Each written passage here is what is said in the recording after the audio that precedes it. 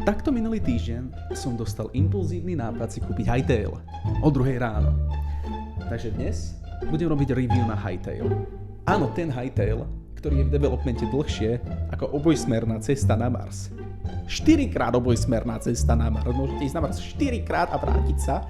A Hightail by bol stále v developmente. Stále v bete, lebo vyšiel iba minulý týždeň. Každopádne, napriek tomuto faktu, že tá hra vyšla fakt týždeň dozadu a je stále v bete, napriek všetkým delayom, celej dráme, ktorá sa týka Hightailu, samotná hra je prekvapivo dobrá. Akože prekvapivo veľmi dobrá. Až na hranici so závislosťou dobrá. Hej, no toľko k tomu, že sa učím na skúšky. Veľa ľudí sa snaží porovnávať Minecraft a Hightail. A keď áno, do istej miery vieme porovnať podobnosti, porovnávať Minecraft a Hightail je ako porovnávať jablka a hrušky. Alebo ako porovnávať kočík s taktickou stíhačkou. Keď po prvýkrát spustíte Hightail, ten zážitok je jednoducho nice. Menu, ulička sú doladené, krásne, graficky veľmi dobre spracované na to, že sa jedná o beta verziu. Cez hudbu, cez zvuky, všetko je veľmi dobre doladené. Hightail samotný, nemám pri ňom pocit, že sa jedná o beta verziu typu všetko je pokazené, všetko to drží len tak lepiacou páskou, ale skôr ako keby to bol iba showcase toho, čo tá hra ešte bude ponúkať a čo dokáže. Je to ukážka toho, v akom stave je teraz a v akom stave môže byť v budúcnosti.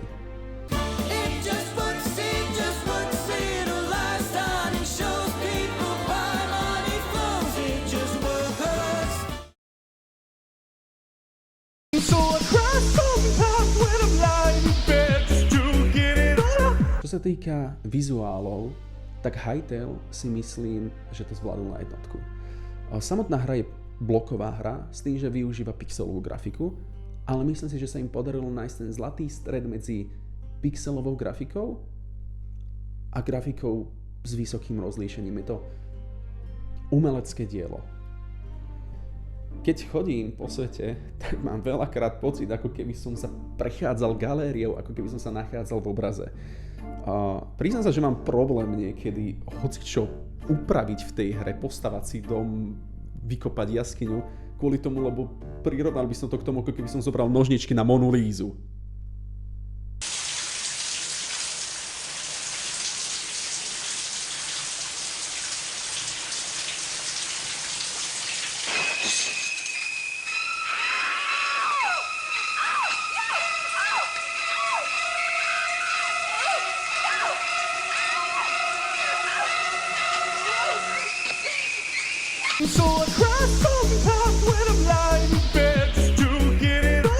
Zatiaľ som tu iba japoval o tom, aká úžasná tá hra je, ako úžasne vyzerá, ale o čom vlastne, aké sú tam mechaniky. Hightail je sandboxové RPGčko. Čiže v skratke to znamená, že sa objavíme vo svete,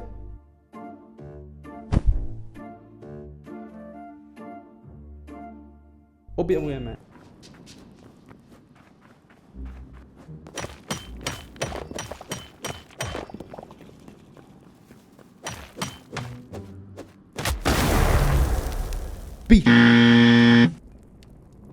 kraftíme.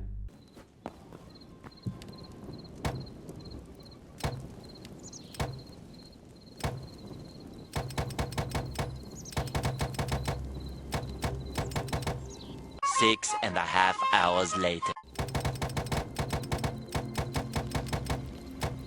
Day 2. Day 3.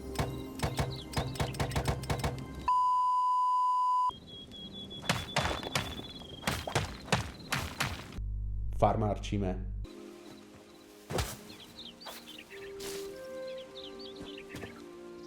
Zabíjame nepriateľov.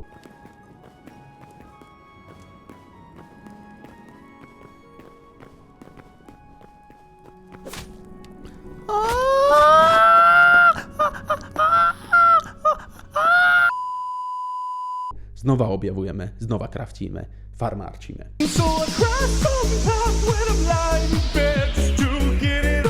V momentálnom stave hry si myslím, že sú iba dva také hlavné ciele, o ktoré sa môže hráč snažiť. Prvým cieľom je, že vždycky, keď spoznáte nových nepriateľov, nové zvieratá, nové postavy, tak sa vám uložia ako spomienky. Tieto spomienky môžete potom zozbierať a spraviť si takú ako keby encyklopédiu týchto NPCčok.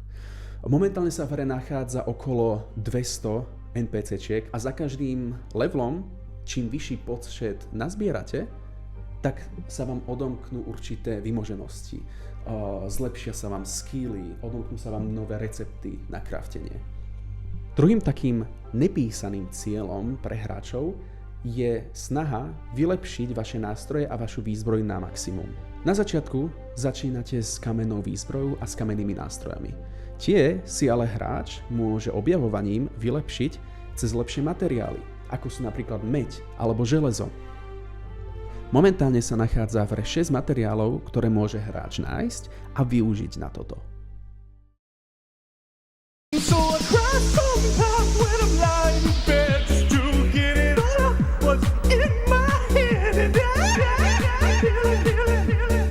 Jednou z hlavných mechaník je teda crafting. Ide teda o mechaniku, pri ktorej máme základné suroviny, z ktorých vyrobíme niečo iné. Máme kameň, vyrobíme z neho krompáč.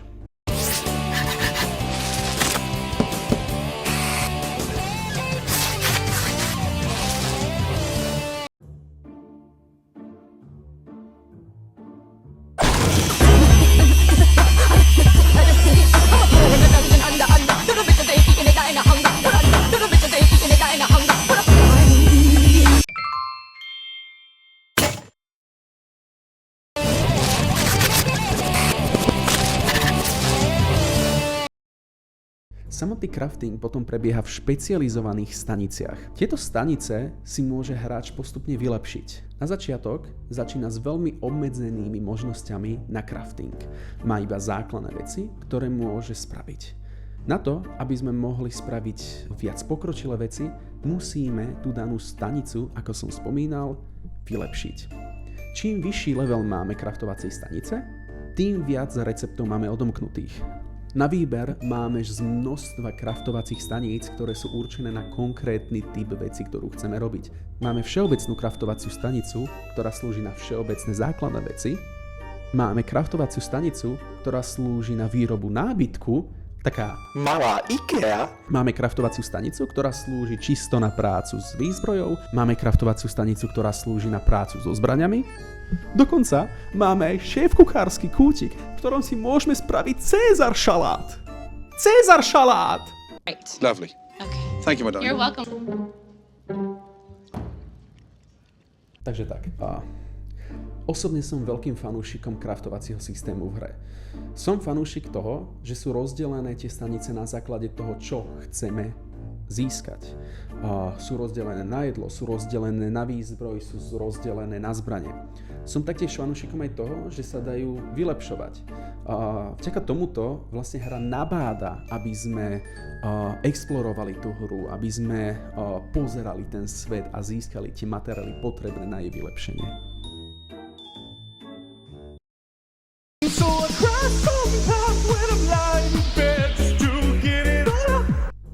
Je perfektná? Určite nie. Ako som spomínal viackrát, je to iba beta verzia, čiže veľa vecí sa ešte bude meniť a určite sa zmení.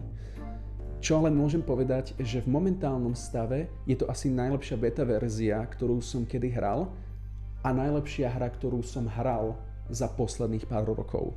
Určite chcem vyzdvihnúť jedinečnú estetiku, či už vizuálne alebo hudobne, a jedinečné herné mechaniky, ako napríklad prepracovaný crafting systém alebo farming systém. Samotnú hru môžem teda nič iné iba odporúčať.